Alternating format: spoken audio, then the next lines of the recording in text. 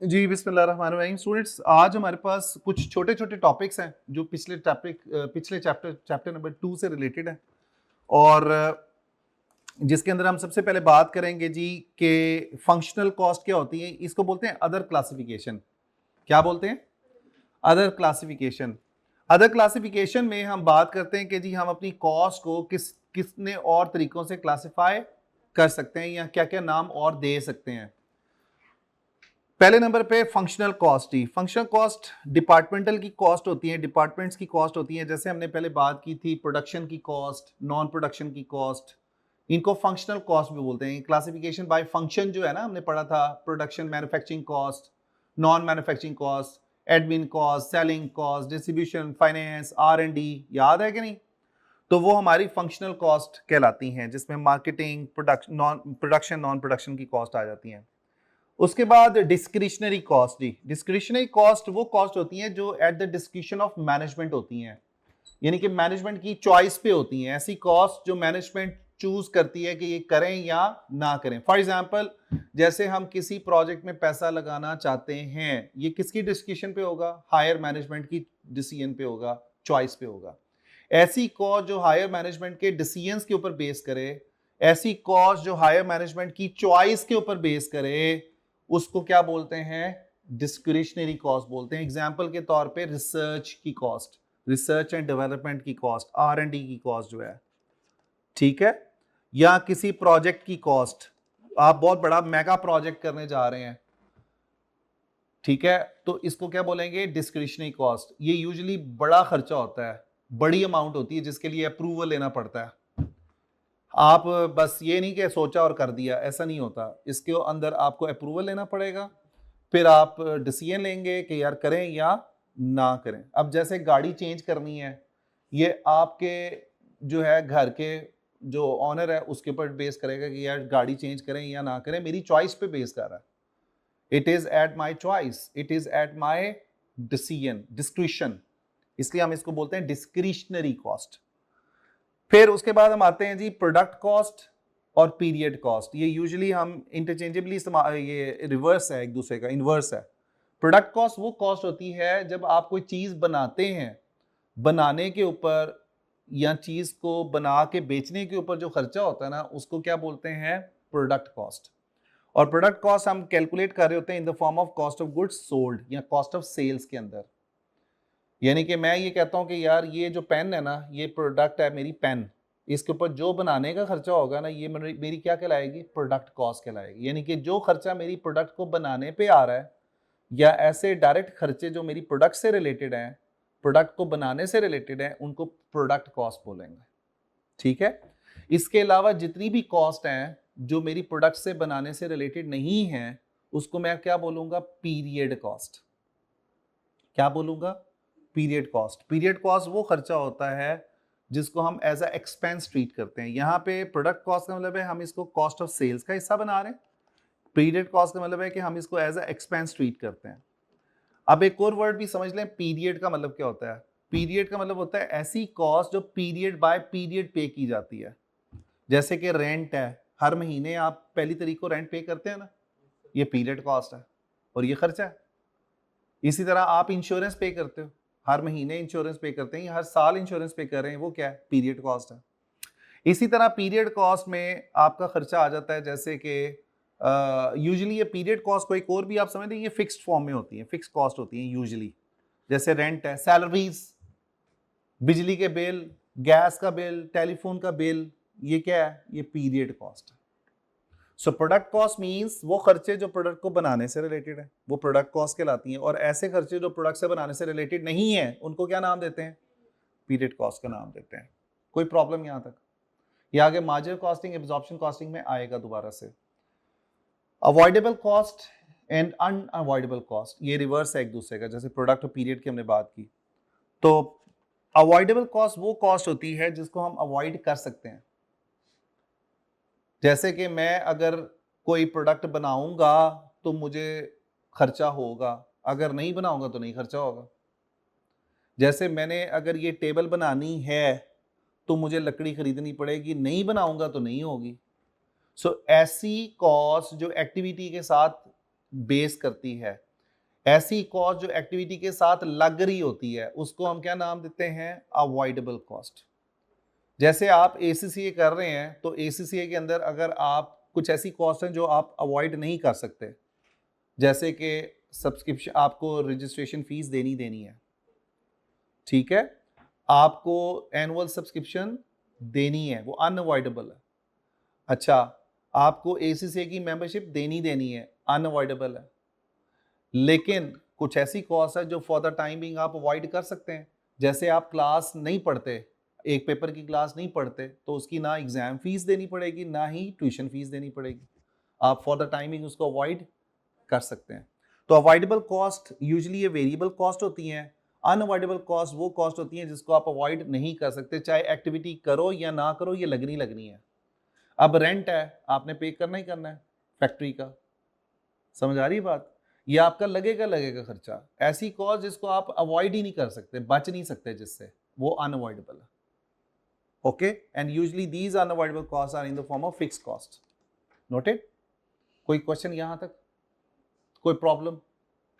Next है जी controllable versus uncontrollable cost. Controllable cost वो कॉस्ट होती है जो मैनेजर्स कंट्रोल कर सकते हैं, रिड्यूस कर सकते हैं, और ये वेरिएबल कॉस्ट होती हैं।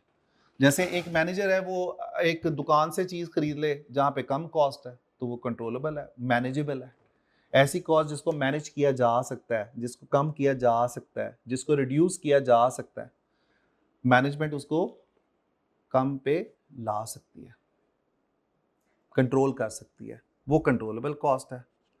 अनकंट्रोलेबल कॉस्ट जिसको मैनेज नहीं किया जा सकता, जिसको रिड्यूस नहीं किया जा सकता, जिसको कम नहीं किया जा सकता, जैसे रेंट है, रेंट आपका 1 साल के लिए कम तो नहीं किया जा सकता, इसलिए कि आपने एक कॉन्ट्रैक्ट कर लिया हुआ है, उसको बोलते हैं uncontrollable cost. Usually these uncontrollable cost are the fixed cost and controllable cost are the variable cost. कोई सवाल आप लोगों का यहां तक? तो ये अदर क्लासिफिकेशन में मैंने इसको डाला हुआ है कि कुछ कॉस्ट कंट्रोलेबल होती हैं, कुछ अनकंट्रोलेबल होती हैं, कुछ अवॉइडेबल होती हैं, कुछ अनअवॉइडेबल होती हैं, कुछ फंक्शनल होती हैं, कुछ डिस्क्रिशनरी होती हैं। राइट जी? अब हम आते हैं एक और कॉन्सेप्ट पढ़ते हैं जी, लीनियर कॉस्ट फंक्शन इक्वेशन का। लीनियर कॉस्ट फंक्शन इक्वेशन क्या है, मैंने आपको बताई थी इक्वेशन एक, y equal to a plus b into x, linear cost function equation. इसको हम ग्राफिकली कैसे शो करते हैं, जैसे सेमी वेबर कॉस्ट का ग्राफ होता है ना, वैसे ही शो करते हैं। तो ये जो लाइन है ना, ये जो लाइन बनी हुई है, ये सेमी वेबर कॉस्ट है बेसिकली, और इसकी जो इक्वेशन है ना, वो हम इसको ऐसे प्रेजेंट करते हैं, a plus b into x. ये a यहाँ तक है, ये a है, और इससे ऊपर ऊपर जो है वो हमारी क्या है, वेरिएबल कॉस्ट।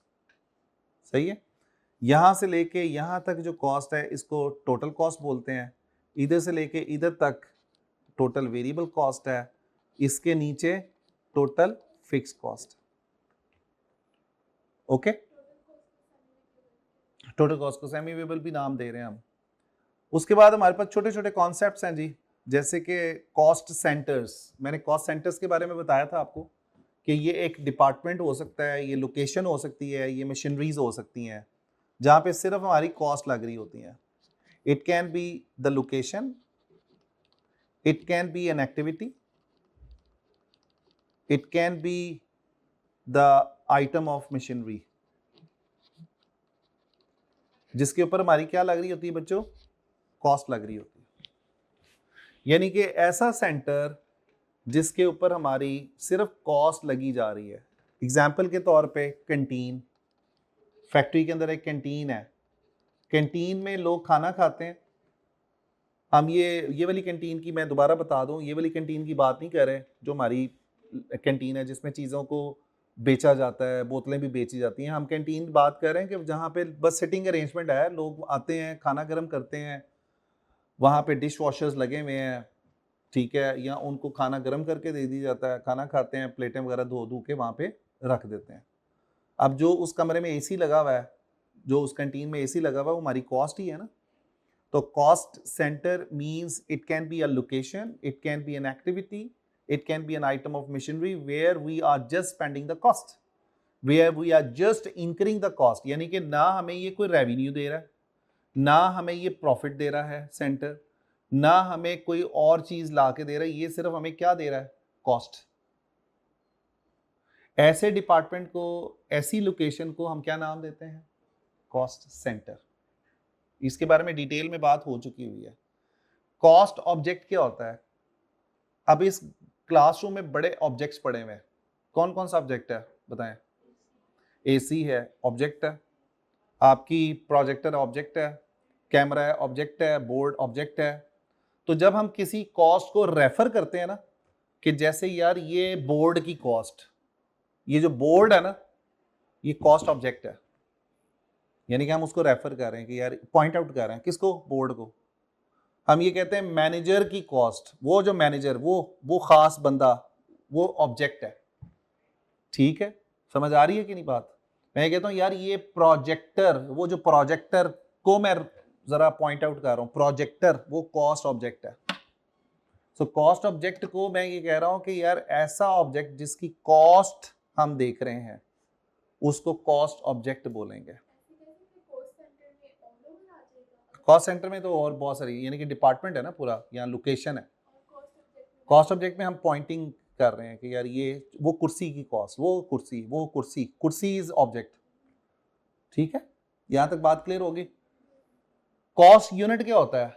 कॉस्ट यूनिट वो यूनिट होता है जिसपे कॉस्ट को कैलकुलेट या मेजर किया जा रहा होता है या एस्टिमेट किया जा रहा होता है। जैसे कि हमारे क्रेसेंट कॉलेज में हम कैसे कॉस्ट, कौन सा कॉस्ट यूनिट है हमारे क्रेसेंट कॉलेज में? पर स्टूडेंट। पर स्टूडेंट एक स्टूडेंट की कॉस्ट। अब 5000 स्टूडेंट पढ़ रहे हैं, तो हम जब एक सिंगल यूनिट की बात करेंगे, एक यूनिट की बात करेंगे, वो एक यूनिट जो है ना वो कॉस्ट यूनिट है। हम अपनी कॉस्ट किसके ऊपर कैलकुलेट कर रहे होंगे? पर स्टूडेंट की बेस पे। पर का वर्ड यूज किया जाता है एक के लिए, फॉर वन। तो ये जो कॉस्ट यूनिट है ना, ये सिंगल भी हो सकते हैं और कॉम्पोजिट भी हो सकते हैं। सिंगल मीन्स क्या? पर स्टूडेंट, फॉर एग्जाम्पल पर किलोमीटर, पर पैसेंजर। ठीक है, इन अ ट्रांसपोर्ट बिजनेस पर किलोमीटर, राइट, पर टन, पर माइल। ठीक है बच्चों, पर नाइट इन अ होटल, पर मील इन अ रेस्टोरेंट। एक मील की कॉस्ट क्या है? इसी तरह हम ये कह सकते हैं पर रूम ऑक्युपाइड इन अ होटल। समझ आ रही बात कि नहीं? पर पेशेंट इन अ हॉस्पिटल, एक पेशेंट की कॉस्ट। पर मीन्स वन। नोटेड जी? ये सिंगल है। सिंगल मीन्स के एक वक्त में एक यूनिट जिसके ऊपर हम अपनी कॉस्ट कैलकुलेट या एस्टिमेट कर रहे हैं या एक्यूमुलेट एस्टिमेट कर रहे हैं, उसको क्या बोलेंगे? कॉस्ट यूनिट बोलेंगे। ठीक है बच्चों? अगर एक से ज्यादा हम यूज कर रहे हैं तो वो कॉम्पोजिट कहलाएंगे। एक से ज्यादा, जैसे मैं ये कहता हूं होटल के अंदर पर रूम पर नाइट, ये लिखते हैं हम इसको ऐसे हैं, पर रूम पर नाइट, या पर रूम डैश डाल के ना नाइट, तो ये पर ही है वर्ड, पर रूम पर नाइट। पर पेशेंट पर वार्ड, पर पेशेंट वार्ड कर लें या पर पेशेंट वार्ड कर लें, पर वार्ड कर लें, एक ही बात है। पर पैसेंजर पर किलोमीटर, ये सिंगल नहीं है, ये कॉम्पोजिट है। क्लियर होगी बात? पर टन पर माइल, पर टन पर माइल, ये क्या है? ये कंपोजिट कॉस्ट यूनिट है। Composite means more than one. ये यूजुअली सर्विस ओरिएंटेड जो बिजनेसेस होते हैं ना, सर्विसेज सेक्टर में, ये हम कंपोजिट कॉस्ट यूनिट पे कॉस्ट मेजर करते हैं। जैसे क्रेसेंट कॉलेज में हम ये कहते हैं कि पर स्टूडेंट पर क्लास, पर स्टूडेंट पर अटेम्प्ट, ठीक है, पर स्टूडेंट पर सेशन। अच्छा, ऑडिट फॉर्म में कैसे हम कैलकुलेट करेंगे? उसका कॉस्ट यूनिट क्या होगा? कैसे हम अपनी कॉस्ट कैलकुलेट करते हैं जी? वास्ता नहीं पड़ा ऑडिट फॉर्म? हाँ जी, पर क्लाइंट, वेरी गुड, पर क्लाइंट आवर, पर क्लाइंट पर आवर। वहां पे हम पर आवर देख रहे होते हैं कि एक घंटे की हमें कॉस्ट कितनी पड़ती है। एक क्लाइंट के ऊपर, ठीक है। हम आवर्सली चार्ज कर रहे होते हैं। जैसे एक असाइनमेंट आती है हमारे पास, ऑडिट की असाइनमेंट होती है, सबसे पहले तो हम ये देखते हैं कि इस असाइनमेंट में कितने घंटे लगेंगे। समझ आ रही है बात कि नहीं? टोटल आवर्स कितने लगेंगे। इसी तरह आपको दुनिया में कहीं पे भी अकाउंटेंसी का जो भी काम मिलता है, कंसल्टेंसी का काम मिलता है, तो हम अपने क्लाइंट को पर आवरली चार्ज कर रहे होते हैं। जैसे फाइवर अपवर्क पे एक बेसिक बुक कीपिंग है, बेसिक जो अकाउंटिंग आप करते हैं उसके लिए $10 पर घंटा चार्ज किया जाता है, ठीक है। अगर आपको अकाउंटिंग अच्छी आती है, खासतौर पे अगर आपने पढ़ा हुआ है ना financial accounting and the management accounting and the BT, that can help you tremendously in getting the work, ठीक है। ऑनलाइन वर्क आप कर सकते हैं। इसके लिए वैसे तो मैं अब एक कोर्स करवाने लगा हूँ, इसका नाम है ज़ीरो अकाउंटिंग। ज़ीरो एक प्रैक्टिकल अकाउंटिंग सॉफ्टवेयर है जो कि जिसके ऊपर हम सारी बुक कीपिंग करते हैं, और इसका आपको अगर आप एक्सपर्ट हैं तो आप 10 से लेके 20-30 डॉलर पर घंटा भी कमा सकते हैं। तो फाइवर अपवर्क के ऊपर जो ऑनलाइन फ्रीलांसर के तौर पे जो काम करते हैं, वहाँ पे ज़ीरो ही इस्तेमाल होता है या आपका यूज़ किया जाता है क्विक बुक्स, ठीक है। तो इसकी वजह से हम 22 तारीख को क्लासेस शुरू करने लगे हैं। मेरे ज़ाती तौर पे तो क्या कहते हैं, अगर कोई करना चाहे तो वो कर सकता है, लेकिन अकाउंटिंग बेसिकली है। इसके अंदर प्रैक्टिकल अकाउंटिंग हम सीखेंगे कि क्लाउड बेस्ड अकाउंटिंग सॉफ्टवेयर में हम कैसे काम करते हैं। जी, इसकी कॉस्ट मैं आपको बता दूंगा, लेकिन ये है कि ये प्रैक्टिकल अकाउंटिंग है बेसिकली। तो इसके साथ साथ बाद में इंशाल्लाह एक्सेल और क्विक बुक्स पे भी हम काम करेंगे। सर्टिफिकेशंस हैं, स्किल्स हैं, बड़े इंपॉर्टेंट हैं ताकि आपको ये समझ आ जाए कि इसको कैसे। तो वहाँ पे हम पर आवर चार्ज करते हैं, पर क्लाइंट पर आवर, ठीक है जी। एक क्लाइंट पे 1 घंटा अगर हम सर्व करें तो कितना टाइम लगता है। पर आवर पर असाइनमेंट भी हो सकता है, ठीक है, कि पर असाइनमेंट पर आवर कि एक असाइनमेंट पे 1 घंटे में हमारी कॉस्ट कितनी आती है, राइट। तो ये हमारा हो गया जी कॉस्ट यूनिट, कंपोजिट या सिंगल कॉस्ट यूनिट।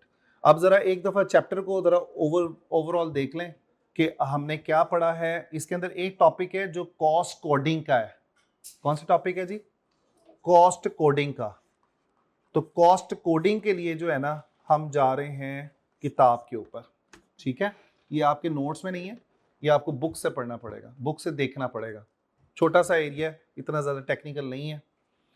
हम वहाँ से इसको डिस्कस करते हैं। एक दफ़ा ज़रा अपनी देख लें चीज़ों को, नोट्स के अंदर कोई चीज़ है तो नहीं ये डिस्कस करने वाली। कोशिश करें कि नोट्स के ऊपर ही लिखा करें, ओके। जो प्रिंट निकलवाए में ना आपने, और मैंने आपको बताया था जो चैप्टर मिसिंग है उसके मैं इंशाल्लाह आपको अलग से नोट्स दे दूंगा। जब हम उस चैप्टर पे पहुंचेंगे तो मैं आपको नोट्स दे दूंगा उसके, डोंट यू वरी। जी बच्चों, एक दफ़ा देख लें, ये हमारा मेजर चैप्टर खत्म हो गया, बेस। अब इसके बाद हमारी लगनी है थोड़ी सी दौड़, दौड़ इन द सेंस की स्पीड ज़रा थोड़ी सी, pace of covering the syllabus will be increased, okay. और मैं बार बार ये कहता हूँ, देखो ACCA में और इस पेपर में आपको चीज़ों को बार बार पढ़ेंगे तो ज़हन नशीन होंगी, और इस ACCA में there is no word of tomorrow. जो तैयारी आप अब कर लोगे ना वो बाद में नहीं होगी। आप आखिरी महीने में कहोगे ना कि मैं दोबारा से इन चीज़ों को देख लूँ, मैं दोबारा से पढ़ लूँ, तो शायद टाइम ना मिले, इसलिए कि उस वक्त हम सिर्फ प्रैक्टिस पे जोर दे रहे होते हैं, हम कॉन्सेप्ट बिल्डिंग पे जोर नहीं देते। ये जो 2-3 महीने ये कॉन्सेप्ट बिल्डिंग है। आखिरी महीनों में सिर्फ मॉक्स हो रहे होते हैं, टेस्ट हो रहे होते हैं, या आपका जोर आ रहा होता है क्वेश्चंस इधर से भी कर लें, BPB से भी कर लें, कैप्लन से भी कर लें। अभी तो हम सिर्फ एक किट की बात कर रहे हैं, एक और किट जो है वो भी मैंने आपको देनी है प्रैक्टिस के लिए। वो प्रॉबेबली अब जो नेक्स्ट जो टेस्ट आएगा ना उससे पहले मैं आपको दे दूंगा BPB की किट, ताकि आप उसके क्वेश्चंस को भी साथ साथ देखें कि यार इधर कैप्लन में क्या दे रहा है, BPB में 2 किट्स होंगी, साथ हमारे पास जो है टेस्ट हो रहे होंगे। तो इंशाल्लाह ताला टेस्टों के जो क्वेश्चंस हैं वो भी कोशिश करें कि वो आसिम साहब से ले लिया करें, कि ताकि आपको याद रहे कि यार कौन सा टेस्ट में कौन से क्वेश्चंस आए हैं, और उनको भी आपने बार बार प्रैक्टिस करना है। PDF फॉर्म में वो आपको मैसेज में मिल जाएगा, लेकिन मैं देखता हूँ कि उसके बारे में क्या पॉलिसी है, लेकिन अगर आपको क्वेश्चन मिल जाते हैं तो दैट विल बी हेल्पफुल इंशाल्लाह टू पास द एग्जाम। और इस पेपर में आपको ज़्यादा पढ़ना इसलिए पड़ता है कि हर क्वेश्चन दूसरे से डिफरेंट है, मुख्तलिफ है, और उसको करने के बहुत सारे तरीके, मैंने आपको हाइलो मेथड करवाया था, ठीक है ना, ये जो कॉम्प्लेक्स हाइलो मेथड किया था हमने, उसमें डिफरेंट तरीकों से एक चीज को निकालने का, फिक्स कॉस्ट कैसे निकालनी है, 2-3 तरीकों से मैंने आपको बताया। सो ये आपने खुद भी जरा दिमाग को लड़ाना है इसके अंदर, लकीर का फकीर नहीं बनना, ठीक है जी। देख लें एक दफा क्विकली, ताकि फिर हम किताब से कॉस्ट कोडिंग को डिस्कस करें।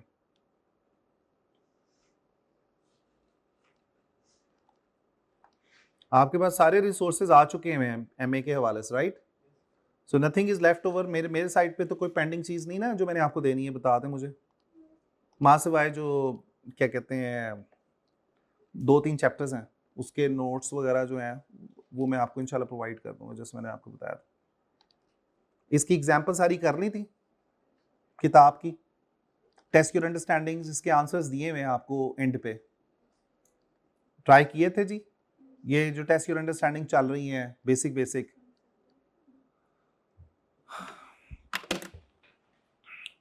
जी शुरू करें। ले स्टूडेंट्स, हम बात करने लगे कॉस्ट कोडिंग की।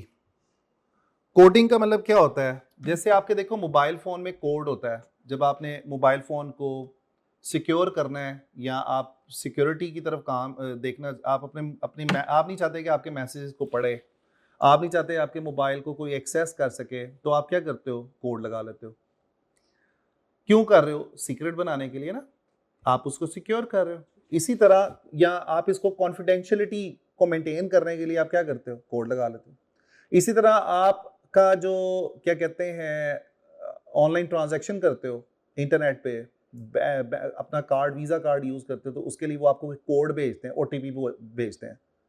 इसी तरह आप जब जाते हो एटीएम पे, एटीएम का भी एक कोड होता है, एटीएम यूज करने का भी एक कोड डालते हैं, पिन डालते हैं, तो वो क्या होता है 4 डिजिट का कोड डालते हैं, फिर आप अपने एटीएम को यूज कर सकते हैं, राइट? अब यहां पे हम कॉस्ट कोडिंग की बात कर रहे हैं। हम कहते हैं कि यार जितनी भी कॉस्ट होती है ना, हम उसको क्या करते हैं? कोड्स असाइन करते हैं, और ये हमारी इंटरनल कोडिंग है, यानी कि एक्सटर्नल लोगों से बचाने के लिए हम इंटरनली अपनी कॉस्ट को डिफरेंट कोड्स असाइन कर देते हैं। जैसे मैं ये कहता हूं यार, जितनी भी डायरेक्ट मटेरियल कॉस्ट है ना, जो हमारी डायरेक्ट मटेरियल कॉस्ट है, डायरेक्ट मटेरियल कॉस्ट जो है ना, वो कोड जाएगी 1210 के अंदर। डायरेक्ट मटेरियल कॉस्ट सिर्फ जाएगी कोड के अंदर। इंशाल्लाह जब आप अकाउंटिंग सीखेंगे ना प्रैक्टिकली, जिसकी मैंने अभी आपको रेफरेंस के तौर पे बता रहा था, जीरो अकाउंटिंग, उसमें हम बनाते हैं चार्ट ऑफ अकाउंट्स। तो चार्ट ऑफ अकाउंट्स में डिफरेंट कोड्स असाइन किए जाते हैं कि यार इनकम जितनी भी होगी, इनकम इस कोड में जाएगी, कॉस्ट ऑफ सेल्स इस कोड में जाएगी। तो हम कॉस्ट को जो कोड्स होते हैं ना, उसको डेबिट या क्रेडिट कर रहे होते हैं, राइट, सिक्योर करने के लिए। अब देखें, अगर मैं 1210 लिखता हूं, किसी को क्या पता चलेगा 1210 का मतलब क्या है? उसे आइडिया तो नहीं होगा। आप बाहर आउटसाइडर हो, आपके सामने मैं कहता हूं यार ये ना कॉस्ट 1210 में डाल दो। 1210 का मतलब ये है कि ये कॉस्ट डायरेक्ट मटेरियल कॉस्ट में चली जाएगी। 1211 ये cost for example direct labour cost में चली जाएगी। ठीक है, बात समझ आ रही है? तो हम अपनी कॉस्ट को डिफरेंट कोड्स असाइन कर देते हैं। फायदा क्या होता है? अपनी इंफॉर्मेशन को सिंप्लीफाई कर देते हैं। जहां पे हमने पूरा लिखना होता है डायरेक्ट मटेरियल कॉस्ट, तो हम वहां पे 4 डिजिट्स में कोड लिख के फारिग हो जाते हैं। ठीक है, इसी तरह हम अरिथमेटिकल एक्यूरेसी भी रख सकते हैं, हायरार्की में रख सकते हैं कि यार जैसे 1210 है, ये जो कोड्स हैं, 12 वाला जो कोड है ना, ये डायरेक्ट के लिए यूज होगा, 13 वाला इनडायरेक्ट के लिए यूज होगा। समझ आ रही है? जैसे कि 1310 है, ये इनडायरेक्ट मटेरियल कॉस्ट है। बात समझ रहे हैं कि नहीं? 1311 ये कहां जाएगा? इनडायरेक्ट लेबर कॉस्ट में चला जाएगा। यानी कि डायरेक्ट कॉस्ट का कोड 12 से स्टार्ट हो रहा है, पहले 2 जो डिजिट्स हैं ये डायरेक्ट के लिए यूज हो रहे हैं, और जो 13 है वो इनडायरेक्ट के लिए यूज होगा। ठीक है, अब हम ये कहते हैं कि 1400 वाली जो सीरीज है ना, वो सारी नॉन प्रोडक्शन कॉस्ट में जाएगी। अब 1401 फॉर एग्जांपल हम कहते हैं एडमिन कॉस्ट के लिए यूज किया जाएगा। 1402 यूज किया जाएगा R&D के लिए। 1403 यूज किया जाएगा, कोड कौन सा बड़ा वाला? नॉन प्रोडक्शन के लिए, 1400 की सीरीज जो है।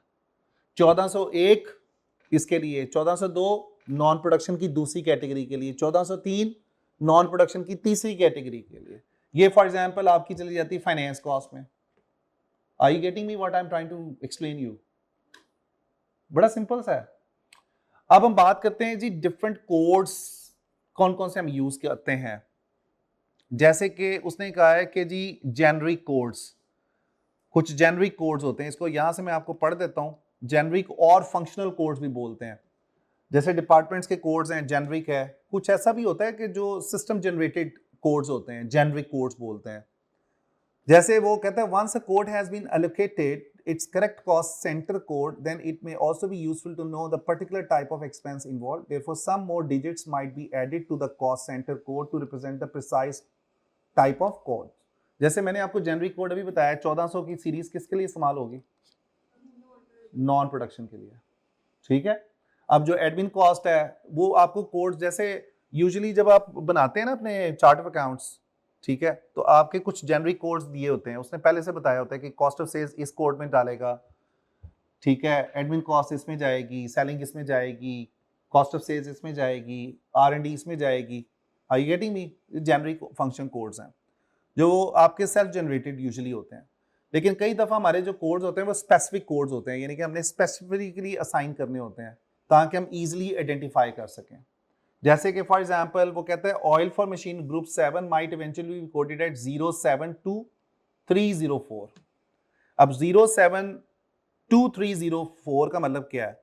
07 यूज हो रहा है किसके लिए? ग्रुप 7 के लिए, यानी कि मशीन के हमने डिफरेंट ग्रुप्स बनाए होते हैं। चूंकि एक मशीन तो लगी नहीं होती, टेक्सटाइल कंपनी की अगर आप बात करें तो बहुत सारी मशीनें लगी होती हैं, कुछ छोटी कुछ बड़ी, तो हम उसकी ग्रुपिंग कर देते हैं कि यार ये जो मशीन है ना ये इस ग्रुप का हिस्सा है। वहां पे 07 हम कह रहे हैं कि यार ग्रुप है। अगला जो दो कोड हैं 2, 3, ये किसके लिए यूज हो रहा है? ये यूज हो रहा है इनडायरेक्ट मटेरियल यूज के लिए। और जो 04 है एंड वाला, ये है ऑयल के लिए। अच्छा, इस एग्जाम्पल से कंफ्यूज नहीं होना, ये तो उसने खुद बना के दी हुई है। आर यू गेटिंग मी और नॉट? ये आपके कौन से, ये स्पेसिफिक कोड आपने असाइन किए हैं, ये असाइंड है। आप चले समझने के लिए अपनी आसानी के लिए कह लें कि जेनरिक प्री असाइंड है और स्पेसिफिक मींस कि you are trying to allocate according to your requirement, according to your need, या आप ये कह रहे हो कि यार ये वाला कोड इसके लिए मुख्तस है, ठीक है। वो कहता है cost code is design to analyse and classify the cost of an organisation in the most appropriate manner for that organisation. Therefore there are no set method of designing a cost code and the cost code of a particular organisation. ये हर organisation का अपना अपना codes होते हैं। अब आपका जैसा मोबाइल का कोड हर एक का डिफरेंट होता है ना यार, सेम तो नहीं हो सकता। आपका मोबाइल का कोड एटीएम के कोड से डिफरेंट होगा, ठीक है, आपका एटीएम का कोड ऑनलाइन बैंकिंग के कोड से डिफरेंट होगा। तो आपने स्पेसिफिकली असाइन किया हुआ है, राइट। अब हम आते हैं जरा कोडिंग के सही सिस्टम्स की बात करते हैं। Sequential coding. सीक्वेंशियल कोड का मुराद क्या है? जैसे कि मैंने आपको बताया था कि जितने भी खर्चे हैं, फॉर एग्जांपल हम ये कहते हैं कि जितने भी खर्चे हैं ना वो 00, ये जो 00000 वाली जो सीरीज है ना, ये सारे एक्सपेंसेस के लिए यूज होंगे। और 1111 जो है ना ये इनकम्स के लिए यूज होंगे। समझ रहे बात?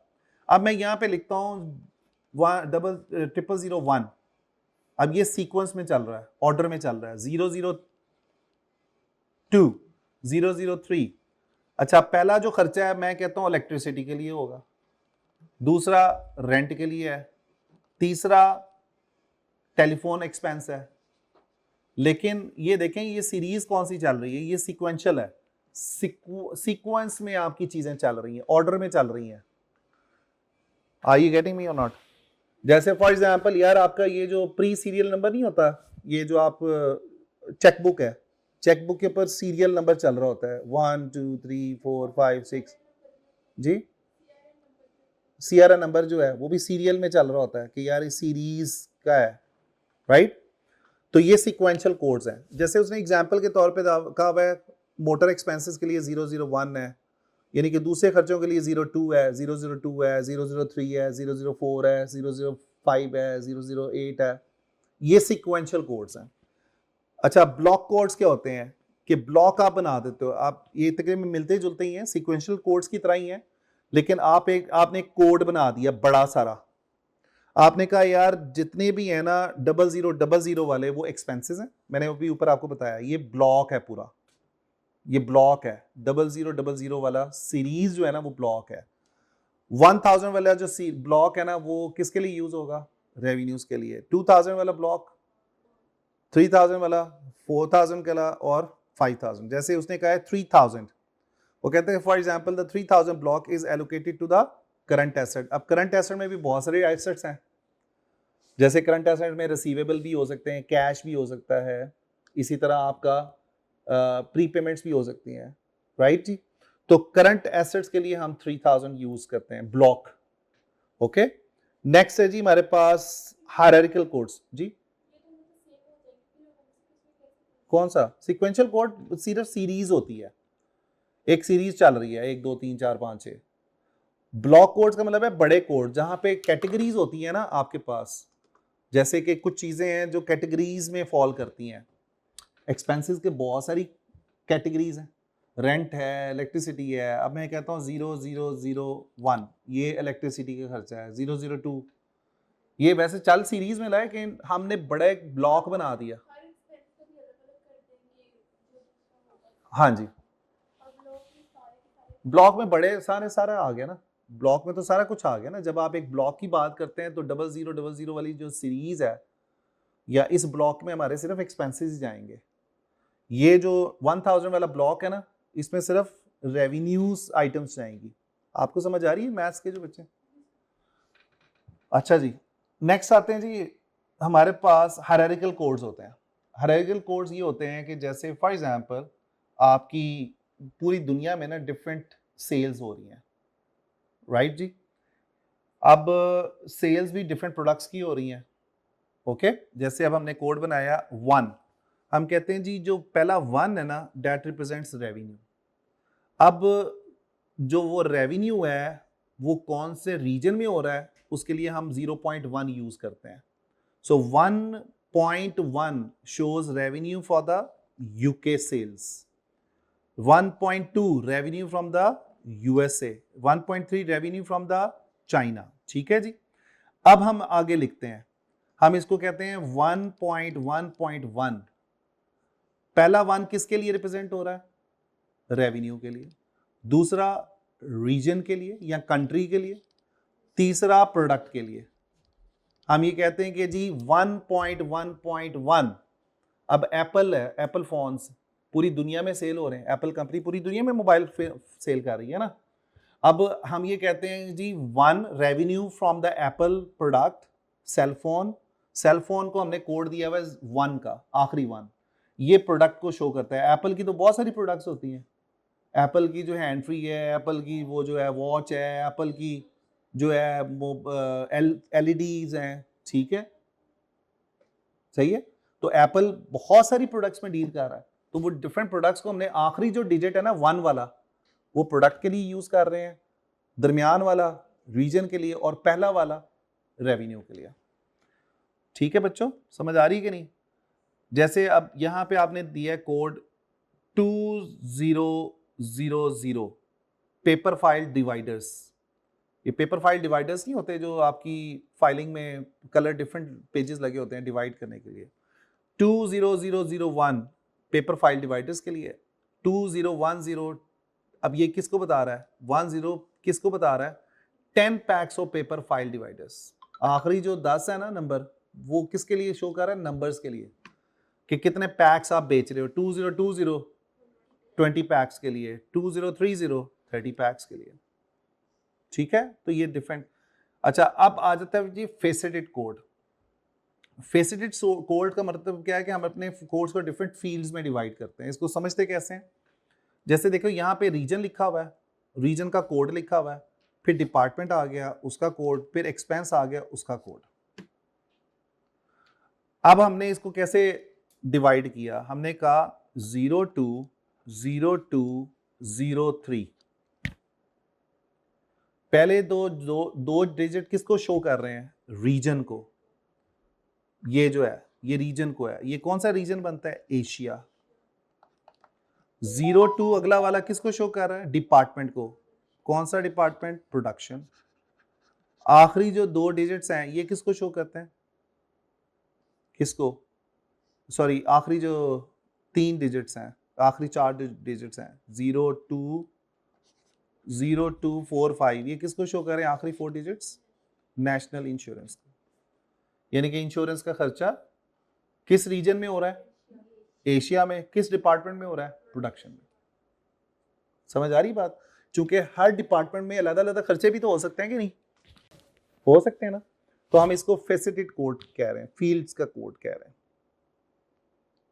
अच्छा जी, अब मैनोमोनिक कोड की तरफ आ जाते हैं। जैसे हम अपने नॉन करंट एसेट के लिए मैनोमोनिक पूरा नाम नहीं लिखते, हम लिखते हैं एनसीए। जैसे मैं अपने नाम के लिए लिखता हूँ IUR, इनामुर रहीम, ये मेरा क्या है, मैनोमोनिक है। आपका नाम है जी मोहम्मद उस्मान, सो MU लिख लेंगे, मोहम्मद उस्मान के लिए मैनोमोनिक है, राइट जी। तो हम रादर देन कि हम पूरा रेवेन्यू लिखें, हम REV लिख देते हैं। हम एक्सपेंस लिखें तो EXP लिख लेते हैं, ठीक है। हम NCA नॉन करंट एसेट के लिए यूज करते हैं, मैनोमोनिक कोड्स में आ जाते हैं, जो कि आसानी से याद किए जा सकते हैं। तो ये टॉपिक आपका हो गया। इसकी कुछ आपने टेस्ट यूर अंडरस्टैंडिंग है, जैसे ये टेस्ट यूर अंडरस्टैंडिंग 13 है, ये आप कर लीजिएगा, 2-3 टेस्ट यूर अंडरस्टैंडिंग कर लेंगे तो इंशाल्लाह ताला ये आपको याद रहेगा। इतना कोई टेक्निकल इसमें चीज़ है नहीं थी जो हमने यहाँ पे डिस्कस किया। ओके, तो ये हमारा पूरा एक चैप्टर कंप्लीट हो गया, और ये चैप्टर जो है it is a base for the upcoming chapters which we will discuss later on इंशाल्लाह ताला। और अगला जो चैप्टर है जी हमारे पास, वो हम अब शुरू करने लगे हैं। आपने इसकी प्रैक्टिस कर लेनी है। कल तक जितने भी क्वेश्चंस हैं MCQs आपने सारे ट्राई करने हैं एग्जाम किट के, जो कैप्लन की एग्जाम किट है, उसमें से कोई प्रॉब्लम आती है जो आपको डिस्कशन करनी है मेरे से, आप कल पहले डिस्कशन करेंगे, कल तक का आपके पास टाइम है। उसके बाद आपने जो है ना, फिर हम आगे इंशाल्लाह ताला चैप्टर 3 के ऊपर फिर फर्दर, आज से हम स्टार्ट तो करने लगे हैं, लेकिन फिर हम अपने चैप्टर 3 के ऊपर कंटिन्यू करेंगे। पहले प्रॉब्लम डिस्कस करेंगे, फिर आगे चलेंगे। ओके बच्चों, समझ आ रही है कि नहीं? आप लोग बोलते ही नहीं हो यार, ना पूछते हो। ना सवाल पूछना का मतलब ये होता है या टीचर बहुत अच्छा पढ़ा रहा है या आपको समझ कोई नहीं आ रही। सवाल ना पूछने के 2 इंप्रेशंस जाते हैं टीचर को। One is the teacher is very awesome, ठीक है जी, बड़े अच्छे तरीके से आपको पढ़ा रहा है, और दूसरे नंबर पे आपको समझ ही कुछ नहीं आ रही। तो कौन सी कैटेगरी में आप फॉल करते हैं? फर्स्ट वाले में है, अल्हम्दुलिल्लाह जी। ले जी, चैप्टर नंबर 3 की हम बात करते हैं। चैप्टर 3 जो है, अब यहाँ से ऑनवर्ड, चैप्टर 3 से ऑनवर्ड ना, हमने जितनी कॉस्ट पढ़ी थी ना, material cost, labour cost, overheads वगैरह वगैरह, तो अगले जो 3-4 चैप्टर है ना, वो आपके अलग अलग चैप्टर्स हैं। फॉर मटेरियल कॉस्ट के लिए अलग चैप्टर है, लेबर के लिए अलग चैप्टर होगा, और ओवरहेड्स के लिए अलग चैप्टर आएगा। बेस हमारी वही है, ठीक है, बेस में कोई फर्क नहीं है, लेकिन हम इस चैप्टर में सिर्फ और सिर्फ बात ही मटेरियल कॉस्ट की कर रहे हैं। अब हमने स्टूडेंट पढ़ा था कि मटेरियल जो है वो 2 तरह की, मटेरियल कॉस्ट 2 तरह की हो सकती है। मटेरियल कॉस्ट 2 तरह की हो सकती है, एक तो डायरेक्ट मटेरियल कॉस्ट है और दूसरी इनडायरेक्ट मटेरियल कॉस्ट है। ऐसे ही है। सो हमारे पास डायरेक्ट और इनडायरेक्ट के ऊपर ही बात चल रही होगी कि डायरेक्ट मटेरियल में क्या जाएगा, इनडायरेक्ट मटेरियल कैसा होता है, फिर मटेरियल को ख़रीदा कैसे जाएगा, मटेरियल को इस्तेमाल कैसे किया जाता है, मटेरियल की कॉस्ट कैसे कैलकुलेट की जाती है। तो ये हमारी डिस्कशन है ही सिर्फ इस बारे में, मटेरियल्स मटेरियल्स मटेरियल्स मटेरियल्स के बारे में। ठीक है बच्चों, अब हम आते हैं जी, पहला जो टॉपिक है एज पर द नोट्स जो दिया हुआ है, व्हाई टू हैव इन्वेंट्री। अच्छा, नाम तो चैप्टर का है मटेरियल का, यहाँ पे हम पहली बात कर रहे हैं स्टॉक की। ठीक है, स्टॉक क्या होता है जी? देखिए, सबसे पहले तो समझ लें कि स्टॉक का वर्ड का मतलब क्या होता है। स्टॉक होता है ऐसी चीजें जो नहीं बिकी, जो अभी तक अनसोल्ड हैं, ऐसी चीजें जो बिके बगैर रह गई, जो शेल्फ में पड़ी हुई हैं, ऐसी चीजें जो अभी स्टोर में पड़ी हुई हैं, ऐसी चीजें जो अभी आपकी इस्तेमाल में नहीं आई, वो स्टॉक है। सही है। जैसे आप क्या करते हो, पानी की बोतलों का स्टॉक कर लेते हो। अब ये फ्लड आया हुआ है, लोग स्टॉक करते हैं, चीजों को खरीद के अपने पास महफूज कर लेते हैं, कल को हमें जब जरूरत पड़ेगी तो हम उसमें से इस्तेमाल कर लेंगे। स्टॉक किस चीज का होता है? अच्छा, स्टॉक को एक और भी हम वर्ड बोलते हैं इन्वेंट्री। इन्वेंट्री और स्टॉक इंटरचेंजेबली इस्तेमाल होता है। इन्वेंट्री वो आइटम्स होती हैं जो अनसोल्ड होती हैं, जो बिकी बगैर, बिकी नहीं है, अभी बेचनी है, फ्यूचर में बेचनी है, अभी हमारे पड़ी हुई है। इन्वेंट्री किसकी होगी? इन्वेंट्री हमेशा याद रखना बेटा मटेरियल्स की होती है। किसकी होती है जी? मटेरियल्स की। आप चीजों का जो स्टॉक करते हैं वो मटेरियल का स्टॉक करते हैं। जैसे आप शर्ट्स बनानी है तो कौन सा मटेरियल इस्तेमाल होता है शर्ट्स के ऊपर? क्लोथ। तो आप क्या करेंगे? क्लोथ का स्टॉक कर लेंगे, इन्वेंट्री रखेंगे। इसी तरह आपके बटन्स हैं, बटन्स भी मटेरियल ही है, मटेरियल जो बटन्स हैं उसको भी स्टॉक कर लेंगे। प्लास्टिक के बटन ले, डब्बियां लेकर रख ली। थ्रेड इस्तेमाल हो रहा है, थ्रेड भी मटेरियल है, उसका भी स्टॉक कर लेते हैं। ग्लू है, उसका भी स्टॉक कर लेते हैं, चीजों को लेके पहले से रख लेते हैं। तो स्टॉक वो चीजें हैं जो आपने पहले से लेके रख ली हुई हैं, उसको बाद में आप इस्तेमाल करेंगे या बाद में आप उसको बेचेंगे। राइट जी, यहां तक बात क्लियर होगी? तो हम स्टॉक का वर्ड जब भी आएगा वो मटेरियल्स के जिम्मे में आएगा। लेबर का स्टॉक नहीं किया जाता, वर्कर्स का तो स्टॉक नहीं करेंगे ना आप, ओवरहेड्स का तो स्टॉक नहीं करेंगे। तो हम स्टॉक को किसके साथ रेफर कर रहे हैं? मटेरियल्स के साथ। नोटेड बच्चों? अब हम आते हैं कि चूंकि हमारी मटेरियल से रिलेटेड बात हो रही है, डायरेक्ट मटेरियल का भी स्टॉक हो सकता है। जैसे ये जो टेबल बना रहे हो उसके ऊपर डायरेक्ट मटेरियल कितना लग रहा है? कौन सा लग रहा है? वुड लग। तो जब आपने प्रोडक्शन करनी है तो आपको लकड़ी की जरूरत है कि नहीं है? लकड़ी का स्टॉक हो तो आप क्या करोगे? उसको निकालते जाओगे, इस्तेमाल करते रहोगे। जैसे घरों में यार आपने चावलों का स्टॉक किया होता है, करते हैं कि नहीं करते? चावल करते हैं, गंदुम करते हैं, उसका स्टॉक किया होता है। अब आपको जितनी जरूरत होती है आप क्या करते हो? उतने प्याले या उतने ग्लास निकालते हो चावल के। जैसे आपने फॉर एग्जांपल 5 लोगों के लिए चावल उबालने हैं, तो आप क्या करेंगे? 5 लोगों के लिए जो चावलों की जरूरत है उसको स्टॉक में से निकाल के इस्तेमाल कर लेंगे। इसी तरह अगर आपको गंदुम की जरूरत है तो गंदुम इस्तेमाल कर लेंगे स्टॉक में जो पड़ी हुई है। अगर आपके पास गंदुम नहीं है और खुदा ना खासा फ्लड आ जाता है, फिर क्या होगा? फिर आपके लिए प्रॉब्लम है। तो कंपनीज क्या करती हैं? कंपनीज ने जब प्रोडक्शन करनी होती है, so they must have the stock which they can use to do the production, चाहे वो डायरेक्ट मटेरियल का स्टॉक हो या इनडायरेक्ट मटेरियल का स्टॉक हो। यहां तक बात क्लियर हो गई? अब हमें करने की जरूरत है, कंपनी क्यों स्टॉक रखती है अपने पास चीजों का? पहले नंबर पे तो मैंने रीजन बता दिया कि भाई अगर स्टॉक होगा तो हम कंफर्टेबली प्रोडक्शन कर सकते हैं। अच्छा, बाय द वे, अब ये जो स्टॉक वाली जो बात हो रही है ना, ये ट्रेडिशनल सिस्टम में बात हो रही है, ये ट्रेडिशनल माइंडसेट की बात हो रही है कि पहले कंपनीज क्या करती थी? स्टॉक रख लेती थी, चीजों का स्टॉक कर लेती थी। लेकिन आजकल का जो दौर है ना, वो एक नई फिलॉसफी पे काम करता है, उसको बोलते हैं जस्ट इन टाइम, JIT। कौन सा सिस्टम? Just in time. ये फिलॉसफी है, जापानीज फिलॉसफी हम इसको बोलते हैं। According to the just in time हम ये कहते हैं कि we should not have the stock, we should have zero stock. Japanese क्यों कहते हैं जीरो स्टॉक की बात करते हैं? ये समझना बड़ा जरूरी है, इसलिए कि आगे चल के ऑल्टरनेटिव कॉस्टिंग मेथड का एक चैप्टर है, वहां पे हमने बात करनी है, जरा ध्यान देना। जापान में आपको पता है वहां पे लैंडस्केप इतना बड़ा नहीं है, it is surrounded by sea water, तो लिहाजा जापान के अंदर ना जगह की कमी है। तो जापानीज कहते हैं कि जी वहां पे, अच्छा वहां पे इस तरह नहीं है हाउसेस बहुत सारे आपको नजर आए, वहां पे लोग वर्टिकल बिल्डिंग्स में रहते हैं, राइट? चूंकि जगह थोड़ी है, तो वो कहते हैं यार स्टॉक जो होता है ना वो बुरी चीज होती है कंपनीज के लिए। हम यहां पे जो बात कर रहे हैं, हम कह रहे हैं स्टॉक की हमें जरूरत है। ये ट्रेडिशनल माइंडसेट है, ये माइंडसेट वो है कि यार स्टॉक होगा तो हम प्रोडक्शन करेंगे।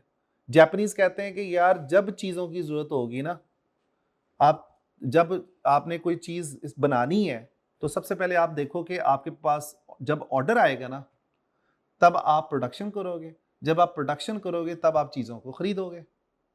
यानी कि the things are ready to be available in just in time, यानी कि when you need it, it will be available to you instantly.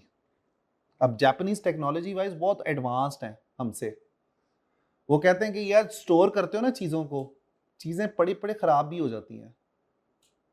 जब चीज़ें पड़ी पड़ी रहेंगी, ख़राब हो जाएंगी, रस्ट लग जाएगा, जंग लग जाएगा, तो आपको क्या करना पड़ेगा? फेंकना पड़ेगा। अब आपके पास एक मेडिसिन पड़ी हुई है, वो मेडिसिन की एक एक्सपायरी होती है, एक्सपायरी आ गई, वो ख़राब हो गई, आपने 1000 रुपए की दवाई की एक शीशी खरीदी थी, खांसी का शरबत, वो अब एक्सपायर हो गया, अब आप क्या करेंगे उसके साथ? फेंक देंगे, लॉस है ना। फिर पड़े पड़े चीज़ों की वो क्वालिटी या वो टेस्ट नहीं रहेगा। अब आप एक वेजिटेबल है, आप उसको बेशक फ्रिज में फ्रीज कर लो 10 दिन के लिए, क्या उसका टेस्ट वही होगा जो फ्रेश का होगा? नहीं होगा, टेस्ट भी चेंज हो जाएगा। आपने कभी बारबेक्यू, जो शॉप पे बारबेक्यू मिलता है या रेस्टोरेंट्स में जो खाना मिलता है ना, वो भी जेआईटी पे चल रहे होते हैं। उन्होंने कुछ डिशेस ना पहले से बना के प्री कुक रखी होती हैं। यहाँ पे तो पाकिस्तान में तो कॉन्सेप्ट नहीं है प्री कुक फूड का, लेकिन बाहर की दुनिया में ना चूंकि टाइम नहीं होता, बहुत तेज लाइफ होती है, वहां पे इंस्टेंट चीजों को ना आपने बस पकाना होता है। ठीक है, जैसे फॉर एग्जांपल आपका आज दिल कर रहा है ना चना दाल और विद पनीर, चना दाल विद पनीर खाने को, तो आप क्या करते हैं कि रेडी मेड फूड होता है, प्री कुक्ड होता है, उसको लाते हैं, उसको घर ला के गर्म करते हैं ओवन में, वो आपका पनीर दाल बन जाती है। उनमें उसमें उन्होंने रेडी टू कुक रखा होता है, उसको रेडी यानी कि थोड़ा सा कुक किया होता है। इसी तरह अगर आप बारबेक्यू शॉप्स पे जाएंगे ना, तो आप देखेंगे वहां पे उन्होंने बारबेक्यू को हाफ कुक किया होता है, हाफ बेक किया होता है। हाँ जी, वहां पे भी हाफ कुक किया होता है उन्होंने। क्यों? वो कहते हैं कि यार अगर कोई कस्टमर आ गया, उसको वेट करना पड़ेगा, ठीक है, हम उसको दोबारा से बनाएंगे, टाइम लगेगा, तो हम फौरन ऑर्डर आया, हमने फौरन से पहले उसको ऑर्डर को कंप्लीट कर दिया। जैसे अगर आप जाएं ना, ये कबाब जीज है रेस्टोरेंट है, या आप जो बाकी रेस्टोरेंट्स हैं उसमें अगर आप जाएं, तो वहाँ पे उन्होंने पहले से बर्गर पैटी वगैरह कुक करके रखे होते हैं, उसको सिर्फ वो वार्म करते हैं और उसके बाद पैटीज बर्गर्स में डाल के आपको सर्व कर देते हैं। वो जेआईटी पे चल रहे होते हैं, उससे ये होता है कि टाइम थोड़ा लग रहा होता है, जल्दी चीज़ें डिलीवर हो रही होती हैं, कस्टमर का वेटिंग टाइम कम हो जाता है, कस्टमर खुश हो जाता है। तो उनके मुताबिक जापानीज ये कहते हैं कि we don't need to have the stock, right, and they are connected with each other, यानी कि सप्लायर और यूजर आपस में क्या है, कनेक्टेड है। उधर से चीजें कम हुई, उधर से ऑर्डर ऑटोमेटिकली सप्लायर के पास चला गया, उसने ऑटोमेटिकली आपको डिलीवर कर दिया। अब आपको मजे की बात बताता हूँ, बाहर के मुल्कों में जो एडवांस मुल्क हैं, वहां पे जो रेफ्रिजरेटर्स हैं, जो आपके फ्रिज हैं, उसके अंदर भी इंटरनेट की वायर लगती है। They are also connected with internet refrigerators.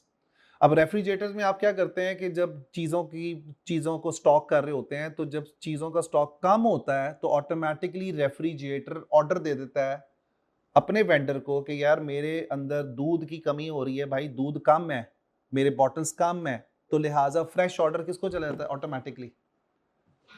किसको?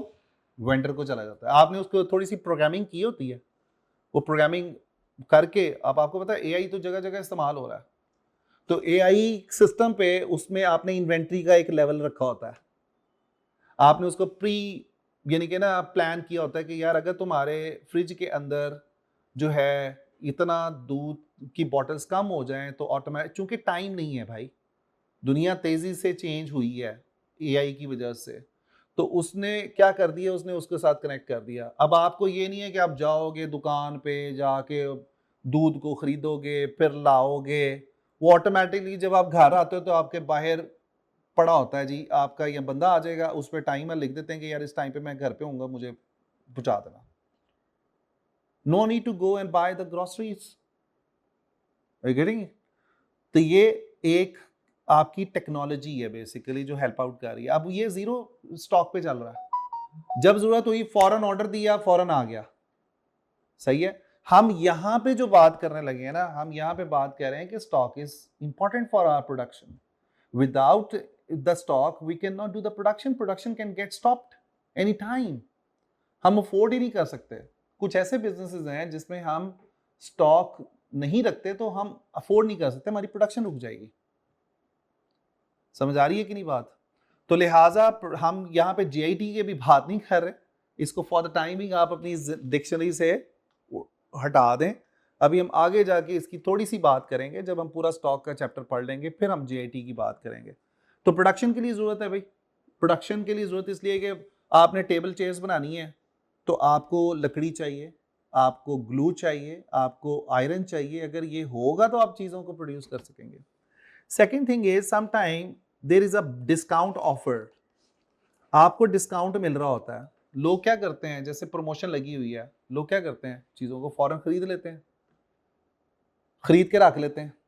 अब ये देखें सीजन चेंज होगा ना तो डिस्काउंट लगेंगे, प्रमोशंस लगेंगी कपड़ों के ऊपर, गर्मियों के कपड़ों के ऊपर क्लियरेंस सेल लग रही होगी। क्यों?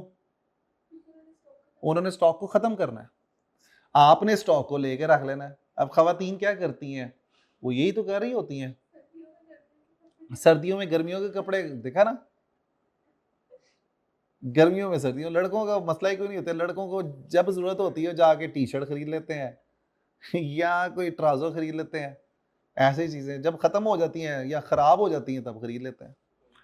तो डिस्काउंट्स लग रहे हैं जी बहुत बड़े। अच्छा, लड़कों को कभी मैंने नहीं देखा कि कोई जाके कोई सेल लग रही हो तो धड़ाधड़ बस उठा के ले आओ, इसलिए कि उनका साइज भी बेचारों का बड़ा जल्दी चेंज हो रहा होता है, ठीक है ना।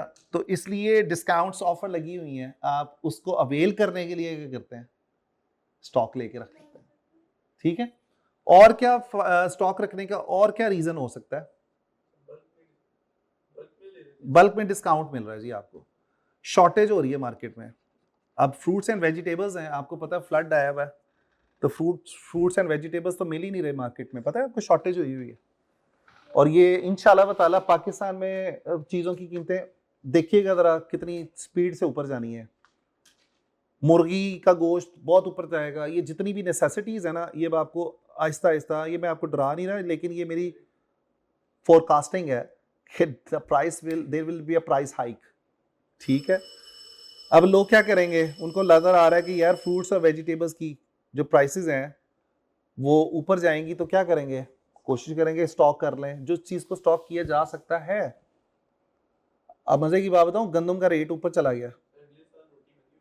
आपको भाई ये अगले साल की बात छोड़ दें, ये 1-2 दिन में आप देख लीजिएगा। मैंने कल खरीदा ना आटा, तो वो कह रहा था कि गंदम सर नहीं मिल रही हमारे पास, जितनी बोरियां थी, चूंकि वो सारा डिस्ट्रक्ट हो गया ना यार, फ्लड की नज़र हो गई है, खड़ी सब्जियों की फसलें तबाह हो गई हैं, फ्रूट्स की तबाह हो गई हैं, फिर उसके बाद आपका ये हर चीज़ ऊपर जाएगी।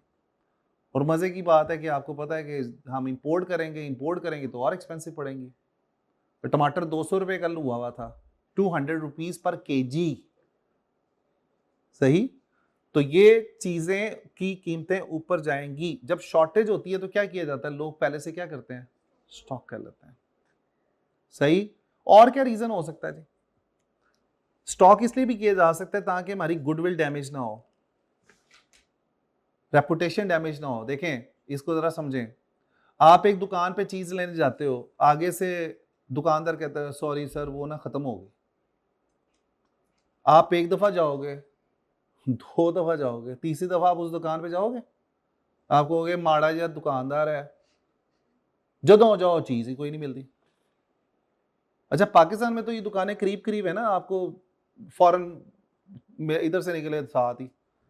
अब बाहर के मुल्कों में आपने ग्रॉसरी करनी होती है या आपने कोई मीट वगैरह या चिकन वगैरह लेना होता है, हलाल फूड लेना होता है, तो उसके लिए आपको 8-8 10-10 किलोमीटर, क्या 30-30 किलोमीटर जाना पड़ता है, 40-40 किलोमीटर जाना पड़ता है, जहाँ से आपको हलाल मिल जाए, हलाल मीट मिल जाए। आप इतनी दूर सफ़र करके जो गए हो, आगे पता चलता है यार चीज़ ही ख़त्म हुई है। हाँ ठीक है, फ़ोन आप कर लोगे कि भाई तेरे पास चीज़ है नहीं है, लेकिन फिर भी आपकी गुडविल तो डैमेज हुई ना, आपकी रेपुटेशन तो डैमेज हुई कि नहीं हुई? हुई कि यार इस बंदे के पास स्टॉक ही नहीं है। चलो आप ये छोड़ दो, आप किसी रेस्टोरेंट पे खाना खाने के लिए जाते हो, आपको पता चलता है यार खाना खत्म हो गया, आप फिर जाते हो, खाना खत्म हो गया जी, आप कहते हैं यार मैं जब भी जाता हूँ खत्म हो जाता है खाना, क्या मसला है, इनकी तो सेल ही बहुत ज्यादा हो रही। तो कहीं ना कहीं गुडविल या reputation of the business is affected because of not having the stock. अगर स्टॉक मौजूद नहीं होगा तो आपको रेपुटेशनल लॉसेस होंगे। इस बात की समझ आ रही है कि नहीं? तो एक और बात भी हम करते हैं कि प्रोडक्शन स्टॉप नहीं होगी, स्टॉपेज नहीं आएंगे प्रोडक्शन के अंदर। जब स्टॉक नहीं होता प्रोडक्शन स्टॉप हो जाती है, प्रोडक्शन स्टॉप होती है, ऑर्डर फुलफिल नहीं होते, ऑर्डर फुलफिल नहीं होते तो गुडविल डैमेज होती है। तो लिहाजा स्टॉक को हमें रखना पड़ता है। बहुत सारे बिजनेसेस हैं जिसमें स्टॉक की ज़रूरत होती है, जैसे मेडिसिन का कारोबार है, जैसे ये जो मेडिसिन बनाने वाली कंपनीज हैं, इनके पास पहले से मेडिसिन बनाने के लिए स्टॉक मौजूद होना चाहिए। इसी तरह ये जो ग्रोसरी स्टोर्स हैं, बड़े बड़े मेट्रो हो गया या इम्तियाज हो गया, उनके पास अगर चीज़ों का स्टॉक नहीं होगा तो लोग नहीं जाएंगे। Are you getting me? इसी तरह के पास ये जो है और नेसेसिटी आइटम्स, उनका स्टॉक होना चाहिए। स्टॉक नहीं है तो चीज़ें प्रोडक्शन नहीं है, सिंपल सी बात है। यहाँ तक कोई प्रॉब्लम है जी? कोई चीज़ ना समझ आई हो तो कल इंशाल्लाह ताला हम बात करेंगे कि स्टॉक को ख़रीदा कैसे जाता है, उसकी बाइंग कैसे होती है, उस स्टॉक को इशू कैसे करेंगे हम प्रोडक्शन में, और स्टॉक की टाइप्स क्या होंगी। तो कल का दिन थोड़ा सा स्लो चलेगा, इसलिए कि हमने पूरे साइकिल को बात करनी है, हमने डॉक्यूमेंट्स की बात करनी है, ये प्रैक्टिकल है सारा कुछ। ये सीए में भी आपने ये शायद डॉक्यूमेंट्स वगैरह ना देखे हों, जो यहाँ पे आपको देखने का मौका मिल रहा होगा, इसलिए कि हम बात करेंगे कि जीआरएन क्या होती है, जीआरएन नज़र कैसे आती है, डिलीवरी नोट कैसा नजर आता है, इसी तरह आपका जो बाकी डॉक्यूमेंट्स हैं, रिक्विजिशंस कैसे बनती हैं, इनवॉइस क्या होती है। तो ये documents are important to understand about how we buy the stock. तो जितना मैंने पढ़ाया प्लीज़ इसको किताब से आपने ज़रा गो थ्रू करके आना है, reasons to have the stocks, और उसके साथ साथ ये जो नोट्स हैं इनको प्लीज़ ज़रा थोड़ा सा आगे से देख के आया करें, पढ़ के आया करें। अगला टॉपिक है मेरा, मैंने आपको अभी बता दिया, classification of cost and accounting for inventory, ये हमने पढ़ना है। तो ये कल पढ़ के आइएगा ताकि आपको बात ज़्यादा समझ आए, रात दिन कि आप मेरे ऊपर बेस कर रहे हो। ठीक है, मैंने तो आपको समझाना ही समझाना है, लेकिन आप जब खुद से पढ़ के आएंगे ना तो आपको एक बात जल्दी आप पिकअप कर लोगे, अदरवाइज आप बस अपना दिमाग इस्तेमाल कम करोगे। ठीक है बच्चों, कोई जहन में कन्फ्यूजन है आज के टॉपिक से रिलेटेड या पिछले जो टॉपिक है जो हमने कवर किया उसमें कोई इश्यूज हैं तो पूछें। कोई भी क्वेश्चन, कोई भी प्रॉब्लम नहीं है? टेस्ट की तैयारी कैसी है जी? ओवरऑल अच्छी है? सारे क्वेश्चंस, सारा कुछ किया था जो आपने जो चैप्टर 1 में था, जो मैंने आपको आइडियाज़ यानी कि बताए थे, टॉपिक असाइन किए थे, सारे पढ़े थे? गुड। तो कितने घंटे आप पढ़ रहे हैं जी दिन में? हाँ जी, एमए को घर जाके कितना टाइम देते हैं जी? जब तक तैयार ना हो जाए। गुड। बुक रीडिंग हो रही है ना? बुक रीडिंग छोड़ी तो नहीं है? बुक रीडिंग इज कंपलसरी, और किताब को मैंने आपको बताया 2 से 3 दफ़ा ख़त्म करके जाना है। Each and every illustration has to be covered up, each test your understanding has to be covered up. खुद से अपने हाथ से करना है सॉल्व।